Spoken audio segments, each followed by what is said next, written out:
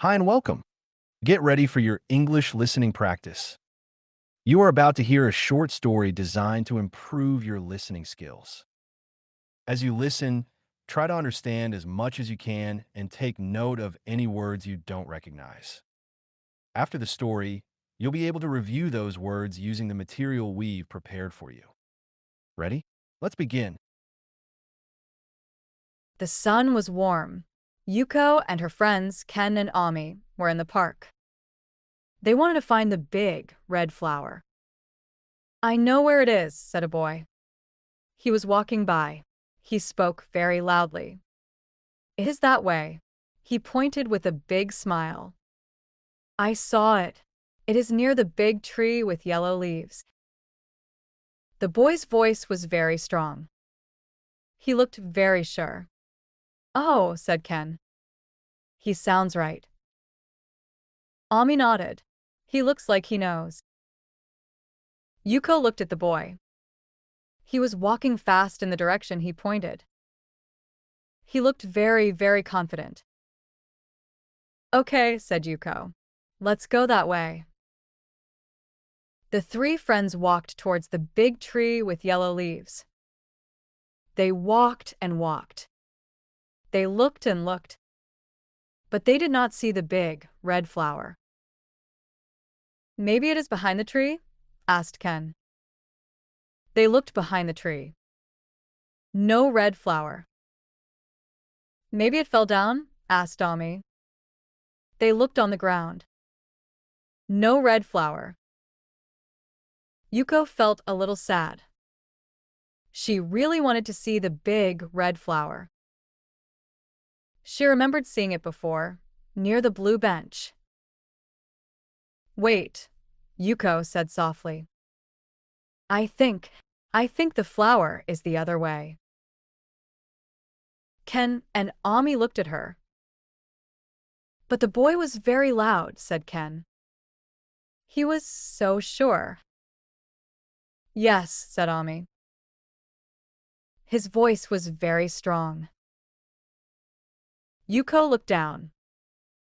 Her voice was quiet. She was not as loud as the boy. But she remembered the blue bench. Maybe we can just look that way for a little bit?" Yuko asked. Ken and Ami looked at each other. Then they nodded. "Okay, Yuko," said Ken. "Let's try." They walked the other way. They walked past the small pond. They walked near the green grass. And then they saw it. The big, red flower was next to the blue bench. It was beautiful. "Oh," said Ken. "You were right, Yuko." "Yes," said Ami, smiling. The loud boy was wrong. Yuko smiled too. She felt happy. But she also thought about the loud boy. He was very sure, but he was not right. His voice was loud, Yuko said. But he did not see the flower. I was quiet, but I remembered. Ken and Ami nodded. "So," said Ken, "the loudest voice is not always right." "Yes," said Ami. "Being sure is good, but it doesn't mean you are correct." Yuko looked at the big, red flower. It was beautiful and quiet. She learned something important that day. The loud voice is not always the right voice. Sometimes, the quiet voice has the right answer. She smiled. She would remember this. Hey there! Before we jump into the second half of the story, now's a great time to pause and take a quick look at any words or phrases you didn't fully understand. Don't forget to check the video description. We've added separate vocabulary links for each language: Spanish, Russian, German, Japanese, and Chinese. Each link leads to a list with clear translations and helpful explanations, so you can review in your own language and feel confident going forward. Just choose the one that matches your native language. Take a few minutes to go over the vocabulary, and then come back when you're ready to enjoy the rest of the story. This time, try watching without subtitles to see how much you've picked up. If you're enjoying the video so far, feel free to leave a comment, subscribe, and turn on notifications so you don't miss what's coming next. The sun was warm. Yuko and her friends, Ken and Ami, were in the park. They wanted to find the big red flower. "I know where it is," said a boy. He was walking by. He spoke very loudly. "It is that way." He pointed with a big smile. "I saw it. It is near the big tree with yellow leaves." The boy's voice was very strong. He looked very sure. "Oh," said Ken. "He sounds right." Ami nodded. "He looks like he knows." Yuko looked at the boy. He was walking fast in the direction he pointed. He looked very, very confident. "Okay," said Yuko. "Let's go that way." The three friends walked towards the big tree with yellow leaves. They walked and walked. They looked and looked, but they did not see the big, red flower. "Maybe it is behind the tree?" asked Ken. They looked behind the tree. No red flower. "Maybe it fell down?" asked Ami. They looked on the ground. No red flower. Yuko felt a little sad. She really wanted to see the big red flower.